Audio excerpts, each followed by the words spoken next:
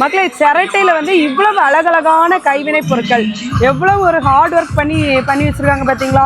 இந்த மாதிரிப்பட்ட கலைஞர்களுக்கு வந்து நம்ம முன்னுரிமை கொடுக்கணும். இதெல்லாம் எவ்வளோ வருங்க? 350. நம்ம 350 ரூபா நினைப்போம். ஆனால் வந்து இதை மேக் பண்ணுறதுக்கு அவ்வளோ கஷ்டம் இருக்குது. இது வந்து நம்ம குமரி திருவிழாவில் தான் வச்சுருக்காங்க. நம்ம அக்கா தான் வந்து விற்றுட்ருக்காங்க. அவங்களுக்கு நீங்கள் வந்தால் சப்போர்ட் பண்ணி விடுங்க.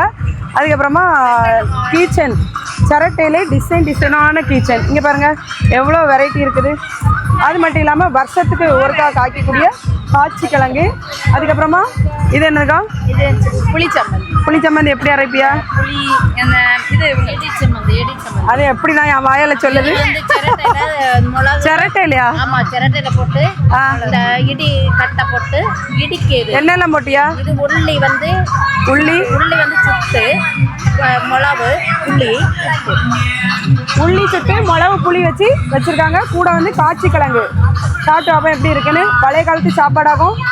பழைய காலத்து பாட்டிமார்கள் கல் போல இருக்குன்னா இந்த மாதிரி சாப்பாடுகளை சாப்பிட்டுதான். அதனால் நீங்களும் சாப்பிட்டு பாருங்க, சூப்பராக இருக்கு மக்களே. காய்ச்சி கிழங்கு கூட இந்த சம்மந்தி வேற லெவல்.